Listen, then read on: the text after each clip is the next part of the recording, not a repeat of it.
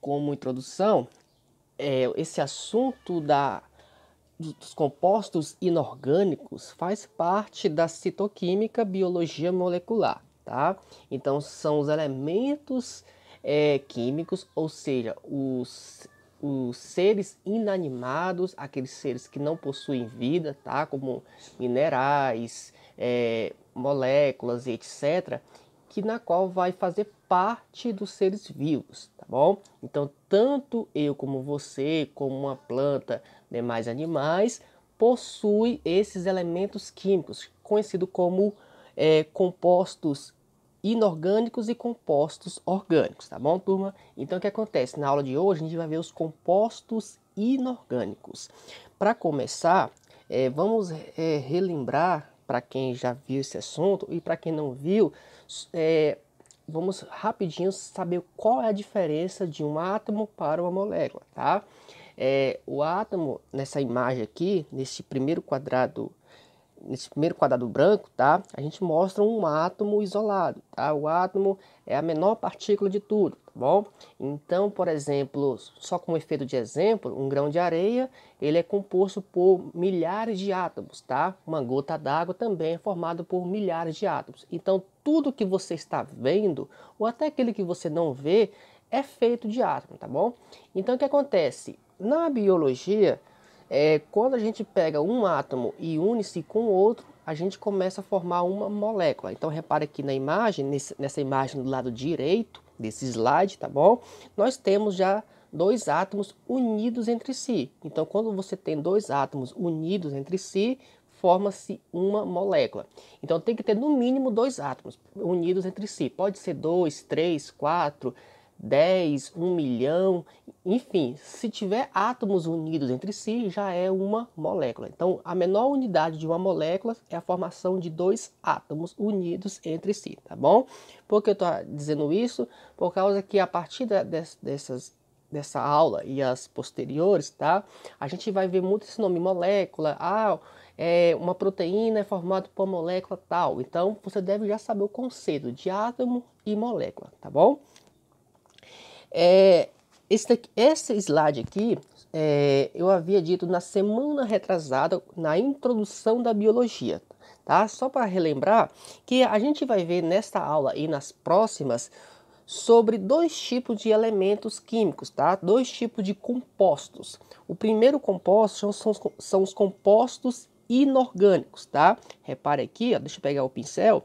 A gente vai ver na aula de hoje esse composto aqui, ó, que eu vou riscar neste momento, tá? A gente vai ver os compostos inorgânicos. Esse é o assunto da aula de hoje.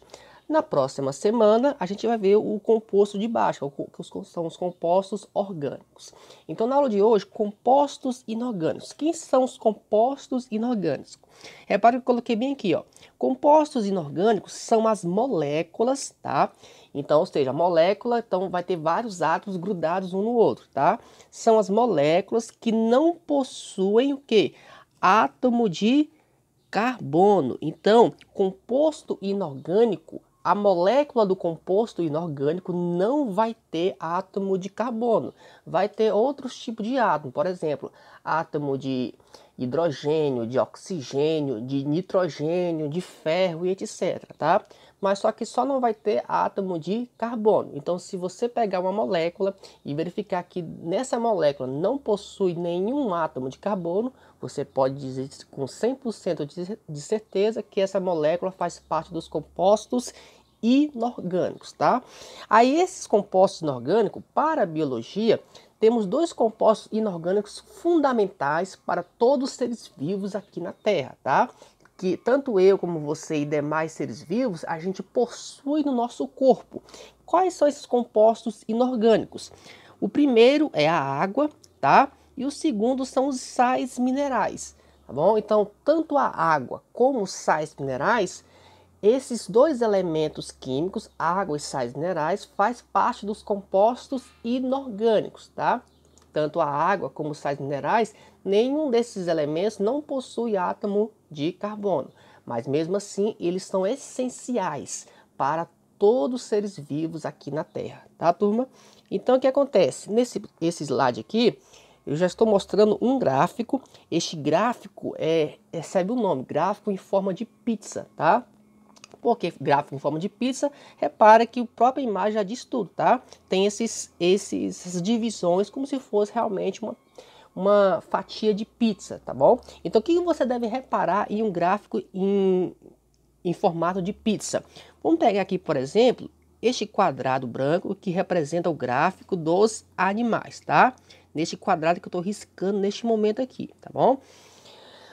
Nesse gráfico que representa os compostos inorgânicos e orgânicos dos animais, qual é o elemento químico que tem em maior quantidade dentro do corpo de um animal, tá? Esse animal pode ser eu, você, um cachorro, um cavalo, um boi, enfim. Em todos os animais vai ter uma média que dentro do corpo de cada um desses animais tem um elemento químico que tem maior quantidade. Então, qual é esse elemento químico? É só você reparar qual é, no gráfico de pizza, qual é a maior fatia. Por exemplo, ó, a maior fatia neste gráfico de pizza que eu estou riscando neste momento aqui, ó, é esse que eu estou fazendo a linha neste momento, que é o maior pedaço desse gráfico de pizza. Então, quem é a maior fatia? É a água. Então, ou seja, a água corresponde mais da metade dos elementos químicos que estão dentro do nosso corpo. Então, o que acontece? Dentro do seu corpo, mais da metade é feito de quê? De água. Então, você tem muito mais água dentro do seu corpo do que os outros elementos químicos aqui, ó. Por exemplo, como minerais, proteínas e etc, tá? Então, o seu corpo vai ter muito mais água dentro dele, tá? Isso comprova neste gráfico de pizza, porque a maior fatia nesse gráfico de pizza está representado para a água, tá bom? Neste outro gráfico aqui, do lado direito, este outro gráfico de pizza, repare que também que neste outro gráfico vai dizer sobre os vegetais, tá? Então, dentro do corpo de um vegetal, né, de uma planta em forma geral, dentro de uma planta, qual é o elemento químico que tem maior quantidade? É só você reparar nesse gráfico de pizza, qual é a maior fatia neste gráfico de pizza, turma? É representado pela fatia que vai corresponder à água, tá? Então, na planta, a maior quantidade, o que vai preencher a planta, na verdade, né, em maior quantidade, mais da metade é o que? A água. Então, mais da metade do preenchimento de um vegetal é água. Então, mais da metade do preenchimento dos animais também é a água, tá? Então, a água, só você reparando nesse gráfico aí, a gente já percebe que a água, ela é essencial para os seres vivos, porque todo ser vivo precisa da água para sobreviver, tá? Então, a gente começa falando sobre a água, tá? O primeiro elemento químico dos compostos inorgânicos, tá bom? A água. Neste texto que eu coloquei, está escrito da seguinte forma: a água, escrita pela sua fórmula molecular H2O, tá? H2O. O que isso quer dizer? Que a água é formada por átomo de hidrogênio, letra H, e átomo de oxigênio, letra O, tá? Por que H2O? Porque vai ter 2 átomos de hidrogênio e 1 átomo de oxigênio, tá? Então, só você repara nessa fórmula estrutural, nessa fórmula molecular H2O, a gente percebe que a água não tem a letra C, que representa o carbono. Então, por causa disso, a água é um composto inorgânico, porque a água não tem carbono, tá? Tem só hidrogênio e oxigênio. Continuando o texto aqui, ó, a água é um dos agentes ionizantes, tá? O que é um agente ionizante? A água, ele consegue fazer que outros elementos químicos percam elétrons, tá? Ou seja, faz com que outros elementos químicos, os átomos que fazem parte de outras moléculas, comecem a desgrudar. Lembra que molécula é a união de vários átomos, tá bom? Então o que acontece? A água, ela consegue tirar átomo de outra molécula. Então, se a água consegue tirar átomo de outra molécula, uma molécula totalmente diferente, tá? Vamos botar aqui uma molécula de proteína, tá bom? Então, se a água consegue tirar átomos de moléculas de proteína, a gente pode dizer que a água é um agente ionizante, porque a água consegue tirar átomos de outras moléculas, tá bom? Ela consegue destruturar as moléculas, por exemplo, moléculas proteicas, moléculas de açúcar e etc, tá? É por causa disso que a água é conhecida como um agente ionizante, tá bom? Ela é formada pela união de 2 átomos de hidrogênio mais um átomo de oxigênio. Então, 2 átomos de hidrogênio, representado pela letra H, e um átomo de oxigênio, representado pela letra O, tá bom? Possui grande poder de dissolução, pois sendo uma substância polar, dissolve outras que também sejam polares, tá? O que isso quer dizer? A água tem um grande poder de dissolução, tá? O poder de quebrar elementos químicos. Por exemplo, quando você consome um açúcar no seu dia a dia, nas suas alimentações, o açúcar que você ingere é uma molécula muito grande, tá? Então o que acontece? A água consegue quebrar esse açúcar que está grande para ser ultrapassado na parede do teu intestino, porque o açúcar que você consome todos os dias, por mais que aqueles grãozinhos bem pequenos, tá? Esses grãozinhos de açúcar não conseguem ultrapassar na parede do teu intestino. Então, para isto, a água consegue quebrar esses grãozinhos de açúcar que você ingeriu em menores pedaços ainda. Então, por causa disso, a água tem um grande poder de dissolução, de dissolver substâncias. Por exemplo, substância como o açúcar que você ingeriu nas suas alimentações, tá bom? Mas só que acontece, a água ela só consegue quebrar, ou seja, dissolver substâncias polares. Ou seja, por quê? Porque a água é uma substância polar e ela só consegue dissolver substância polar. Por exemplo, a água não consegue dissolver, né, ou misturar, por exemplo, com óleos e gordura.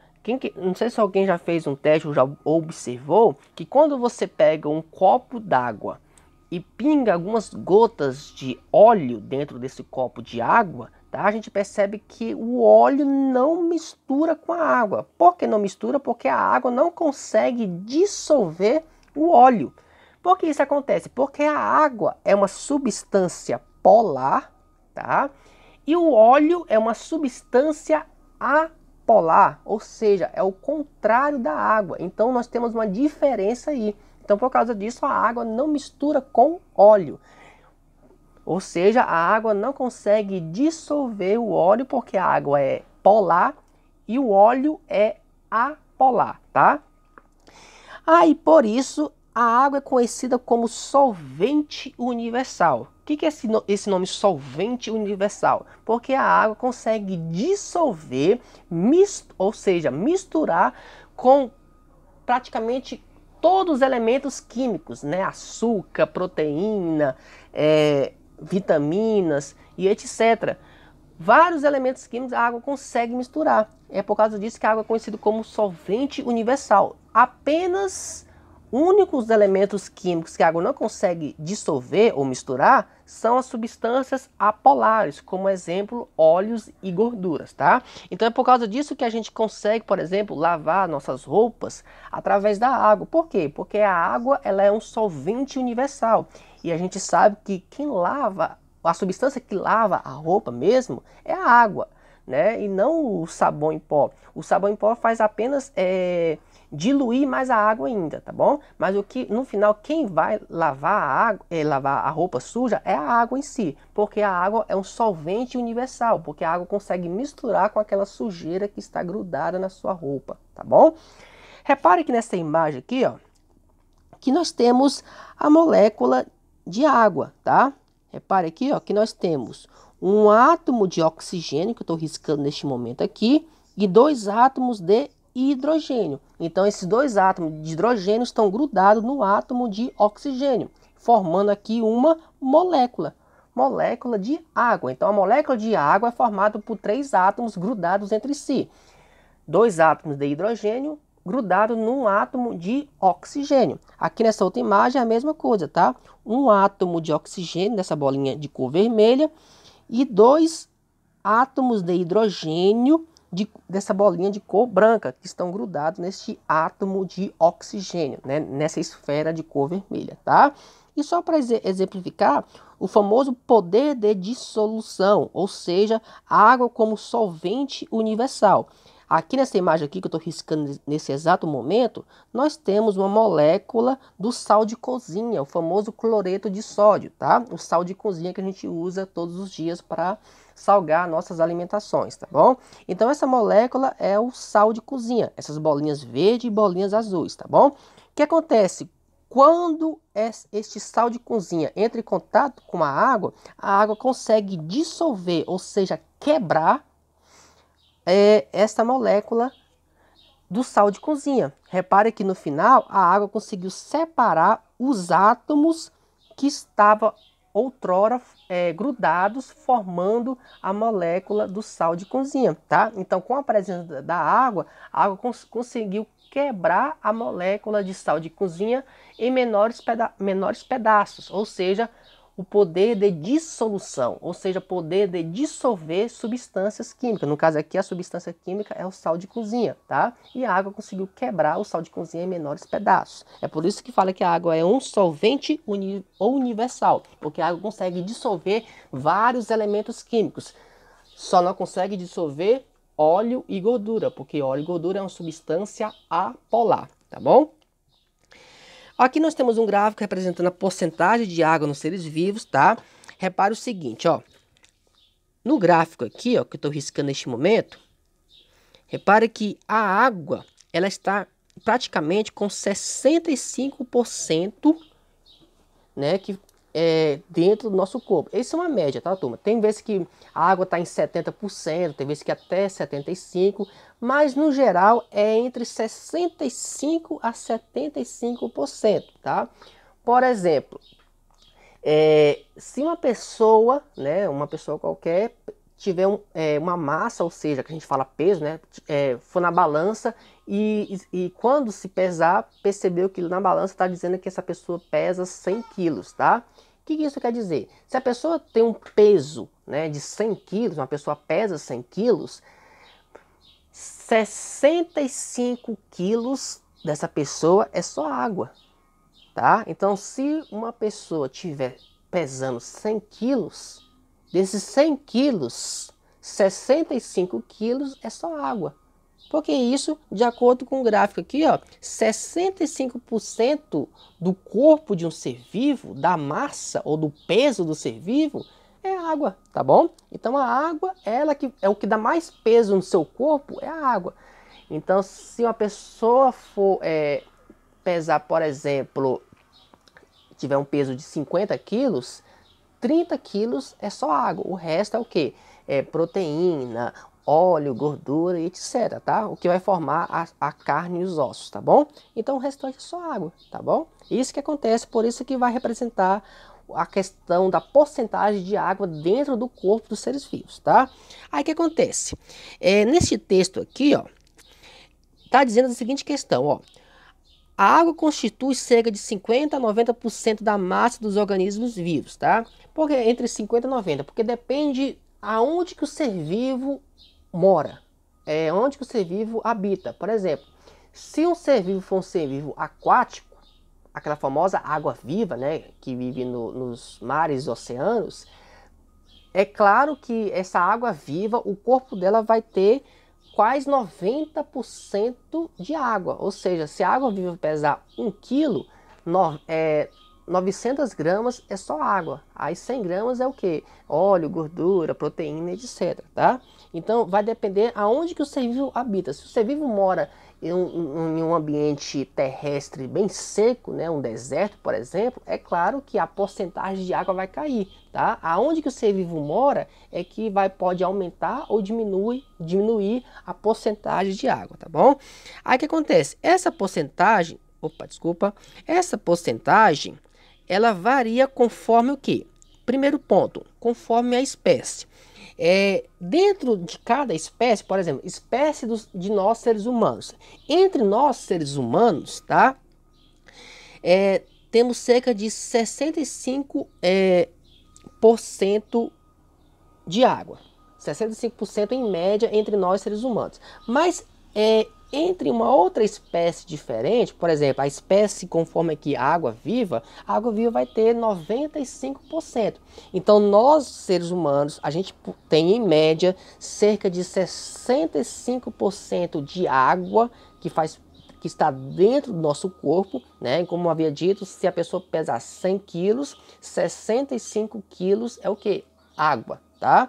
Mas só que em uma outra espécie totalmente diferente a nós, seres humanos, por exemplo, a água-viva, essa porcentagem vai aumentar. Por exemplo, a água-viva vai ter 95%. Por quê? Porque a água-viva, ela mora nos mares e oceanos. Então, ela habita um ambiente aquático. Então, é por isso que a porcentagem de água no corpo da água-viva é maior em comparação a nós, seres humanos, tá bom?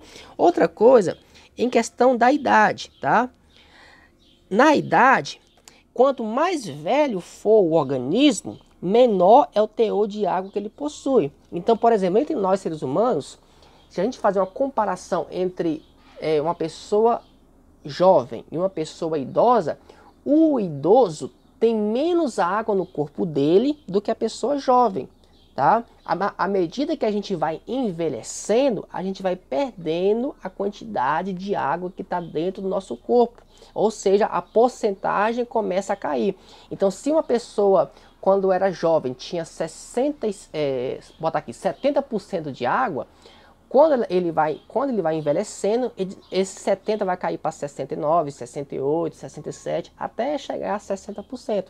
Como é que você identifica isto? Através das rugas. As rugas nada mais do que quando a pessoa está envelhecendo e essa ruga aparece porque a pessoa está perdendo água, tá? É por isso que os idosos são cheios de rugas, por causa que não só pelo fato da idade, e sim porque essa pessoa está perdendo água que estava dentro do seu corpo, tá? Ou seja, a porcentagem de água está caindo à medida que a pessoa está envelhecendo. E o sinal disso são as rugas que aparecem na face, tá bom? No rosto em si.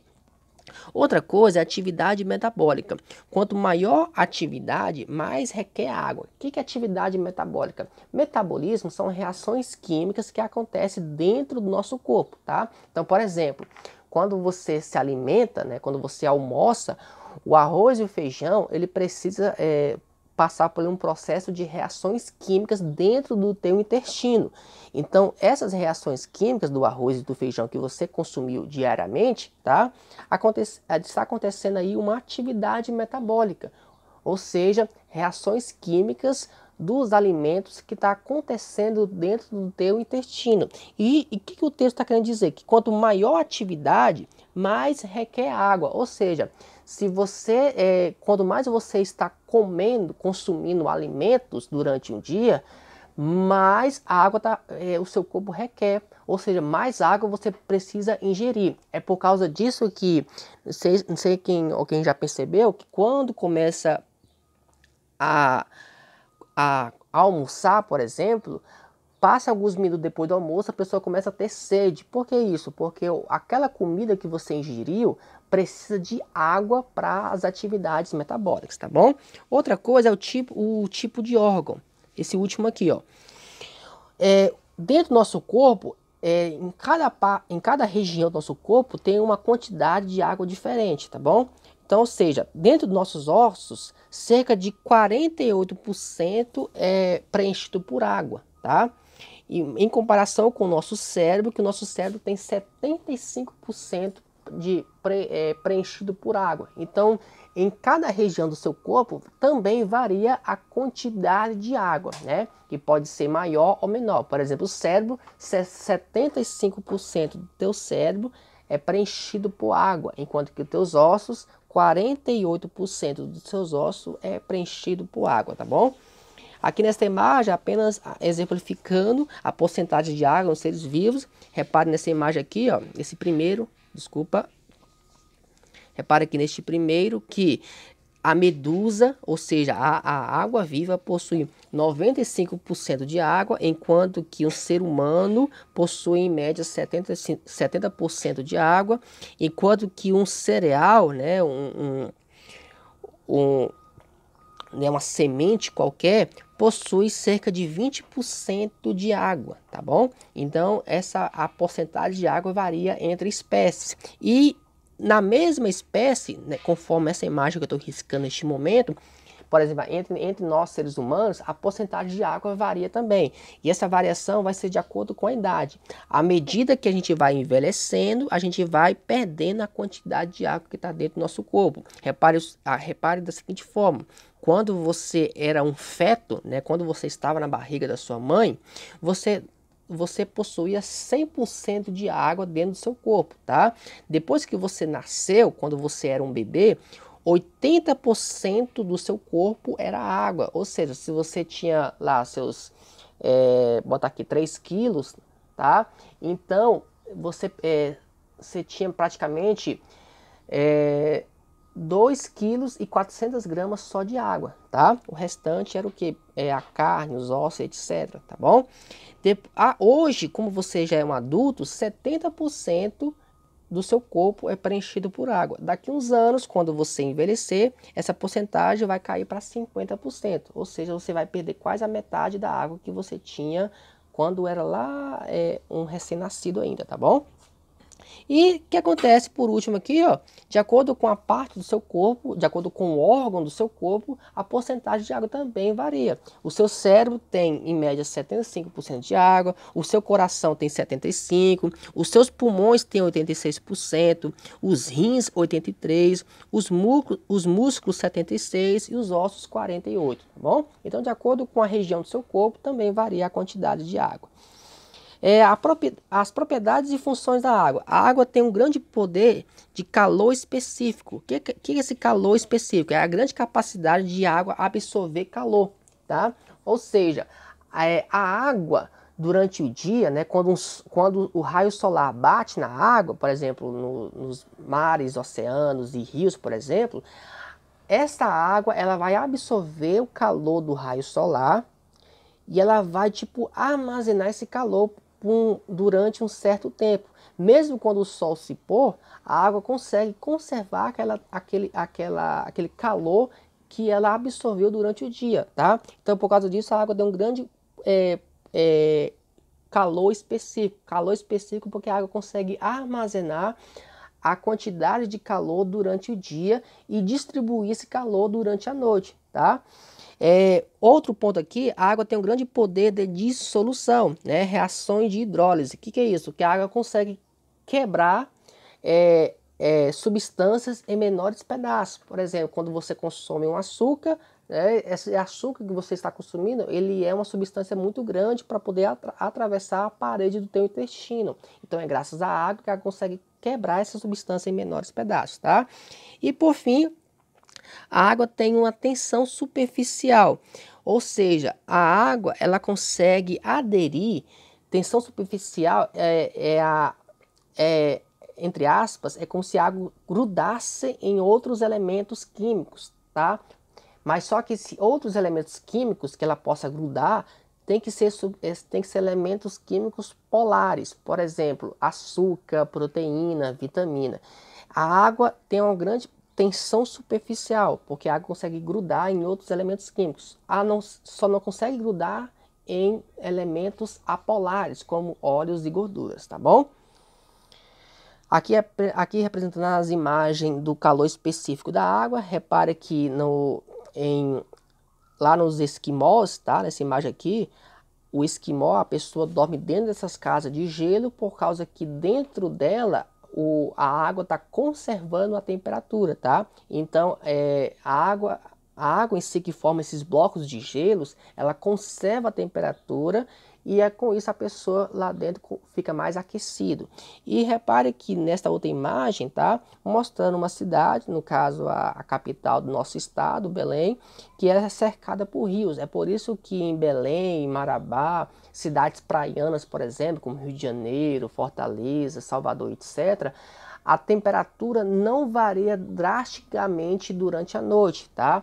Por causa que em cidades que é cercada por água, de dia, claro, vai ser aquele sol escaldante, só que de noite não vai ser aquele frio imenso, por causa que a água daquele rio ou daquele mar absorveu o calor durante o dia e distribuiu durante a noite para aquela cidade, tá bom? É por isso que Belém, quem já foi em Belém pode perceber que até a noite a temperatura não cai drasticamente. Por exemplo, de 35 graus durante dias, ele não cai para 10 graus durante a noite, tá? Como acontece nos desertos. No deserto, a temperatura cai durante a noite muito drasticamente, porque no deserto não possui água. Então, por isso que de dia chega a quase 40 graus de temperatura no deserto, e à noite chega a quase 0 grau de temperatura, por causa que no deserto não possui água. Então, por isso que a temperatura cai durante a noite, tá? Aqui é apenas para exemplificar as reações de hidrólise, tá bom? Que na reação de hidrólise, ou seja, a água consegue dissolver substâncias grandes, ou seja, consegue quebrar substâncias grandes. Por exemplo, nós temos aqui, ó, nessa primeira imagem aqui, uma substância que representa a molécula de açúcar. Este açúcar, repare que nessa imagem que eu estou riscando neste momento, é uma molécula muito grande. Então a água, ela entra nessa molécula e consegue quebrar em menores pedacinhos. Repare que esse açúcar foi quebrado em menores pedaços. E assim o açúcar consegue ser reduzido de tamanho, tá bom? Para finalizar a questão da água, a questão da osmose. O que é osmose? Osmose é a passagem da água onde que ela está em maior quantidade para um lugar onde que tem onde que tem menor quantidade. Por exemplo, repare aqui, ó, que nós temos nesse primeiro quadrado essas bolinhas vermelhas que representam a molécula de água, tá? Essas bolinhas vermelhas que representam a molécula de água está em um local que está em maior quantidade. Enquanto que neste outro local que eu estou riscando aqui, ó, repare que tem poucas bolinhas vermelhas e mais bolinhas roxas. Essas bolas roxas, turma, são soluto. O que são soluto? Por exemplo, a água é um solvente. A água é um solvente universal, tá? A água é um solvente. Ela consegue dissolver o que? Substâncias. Essas substâncias são solutos. Por exemplo, açúcar é um soluto. O sal de cozinha é um soluto, uma proteína é um soluto, ou seja, qualquer substância química que seja diferente da água, tá? Que seja o oposto da água, que não seja água, na verdade, qualquer substância química que não seja água é um soluto, tá? Então, sal de cozinha, açúcar, sujeira, por exemplo, também tudo isso é soluto, porque esses elementos são opostos, são contrários da água, tá? Então, o que acontece? Quando nesse ambiente onde que tem muita água e outro ambiente que tem pouca água, a água consegue ir naturalmente para aquele ambiente que está em menor quantidade. Então, repara aqui na imagem aqui, ó, que a água ela saiu deste ambiente e foi para o outro. Então, o que aconteceu? Com o passar do tempo, a água ele sai desse ambiente e vai entrar no outro ambiente. Por que ele entrou no outro ambiente? Porque no outro ambiente tem muito mais soluto do que água, tá? Então, a água ela sai naturalmente. Repare aqui nessa imagem aqui, ó, a folha de alface. Não sei se alguém já percebeu, quando você pega uma folha de alface, né, coloca no prato e você joga em cima dessa folha de alface sal de cozinha, você pode reparar que com o passar do tempo, essa folha de alface começa a escurecer e murchar. O que aconteceu neste momento? Aconteceu o processo de osmose, ou seja, dentro da folha de alface tem muito mais água do que fora dela, tá? E quando você jogou um sal de cozinha em cima da folha de alface, você está jogando o que? Soluto em cima da folha de alface. Então o solvente que está dentro da folha de alface, que é a água, ele vai sair naturalmente, a água sai naturalmente dentro da folha de alface e vai para vai para a parte fora da folha de alface. Ou seja, a água sai de dentro da folha e vai para o lado de fora da folha. Por que a água foi para o lado de fora da folha? Porque de fora da folha você jogou o quê? Soluto, tá? Então a água é como se ela entendesse que, poxa, eu tô em maior quantidade dentro da folha de alface. E fora dela tem muito mais soluto, porque a pessoa jogou sal de cozinha. Sal de cozinha é um tipo de soluto, tá? Então ela sai naturalmente. Aí quando ela sai da folha de alface, a folha de alface faz o quê? Murchar. E como diz algumas pessoas, ela começa a queimar. Não é que ela queima, porque ela escurece por causa que a água saiu de fora da folha de alface. Então, quando a água sai da folha do alface, essa passagem recebe o nome de osmose. Ou seja, é a saída da água da folha de alface para o lado externo da folha. Tá? Isso aconteceu porque você jogou soluto, no caso, o sal de cozinha. Tá bom? E finalizando com essa água, com os compostos inorgânicos, os sais minerais, que é o último assunto dos compostos inorgânicos, tá? Nos sais minerais, a gente deve saber o seguinte, que a quantidade de sais minerais também varia de espécie para espécie, tá? Entre seres humanos, com uma planta, por exemplo, vai ter uma quantidade diferente de sais minerais. Os sais minerais representam cerca de 1% do total da composição da tua célula, ou seja, 1% do seu corpo é sais minerais, tá? Então, aonde que você encontra sais minerais no seu corpo? Por exemplo, no seu sangue vai ter o ferro, é por isso que o seu sangue tem uma cor vermelha devido ao ferro que faz parte do seu sangue. E o ferro é um tipo de sais minerais, tá bom? Terceiro ponto, quando os sais minerais se encontram dissolvidos em água, formam os íons, tá? Lembra-se que íon, esse poder da água, ela consegue pegar elétrons, ou seja, pegar átomos, tá? Melhor dizendo, pegar átomos dos sais minerais. Então, quando os sais minerais encontram com a água consegue roubar, entre aspas, os átomos que faz parte dos sais minerais, tá? Então, quando esses sais minerais perdem átomos, esses sais minerais recebem o nome de íons, tá bom? Podem ser encontrados sob forma insolúvel, entretanto na composição de seres vivos como o esqueleto e carapaça, tá? Ou seja, por exemplo, o seu esqueleto é formado também por sais minerais, tá? O que deixa o seu esqueleto rígido, os seus ossos rígidos, é devido a uns sais minerais conhecido como cálcio. É o cálcio que vai dar rigidez aos seus ossos, tá? E aqui, para finalizar, nós temos uma tabela que está dizendo o seguinte: do lado esquerdo dessa tabela nós temos os sais minerais como cálcio, fósforo, potássio, sódio, cobre, etc. E no lado direito as funções, ou seja, os papéis biológicos de cada sais minerais. Por exemplo, qual é a função do cálcio? É a formação e manutenção de ossos e dentes, tá? Qual é a função dos sais minerais fósforo? Formação de ácido nucleico, tá? O DNA, e ATP. ATP é uma molécula energética que a gente vai ver nas próximas aulas, tá bom? Potássio, qual é a função do potássio? É impulso nervoso e contração muscular. Qual é a função do sódio? Equilíbrio hídrico e impulso nervoso. A função do cobre, formação da hemoglobina. A função do cloro, composição do suco gástrico. A função do manganês é a absorção de nutrientes. A do iodo é o funcionamento da tireoide. A função do zinco, cicatrização e metabolismo de carboidratos e proteínas. Lembra que metabolismo é reações químicas, ou seja, para poder quebrar carboidratos e proteínas quando você ingere na sua alimentação, precisa do sal mineral chamado zinco, tá? A função do ferro, composição da hemoglobina. Hemoglobina é um tipo de proteína que está no teu sangue, tá? Então o ferro faz parte da hemoglobina, é por causa disso que o seu sangue tem a cor vermelha devido ao ferro, tá? Selênio, funcionamento da vitamina E, tá? E finalizando com manganês, a função do manganês é contração muscular e composição da clorofila. Essa clorofila só apenas as plantas que possuem.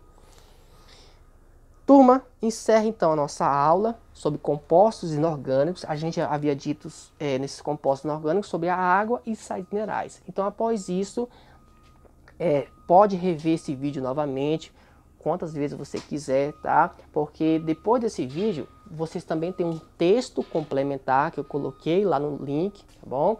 E depois que você já tiver sabendo do assunto, você lê o texto, aí faça a atividade online, tá bom? Lá pelo Google Formulários. Essa atividade começa hoje, 22 de outubro, e vai até a próxima quinta-feira, que é até o dia 29 de outubro. Então vocês têm uma semana para fazer essa atividade. Alguém pode fazer hoje ou amanhã, sábado, domingo, enfim.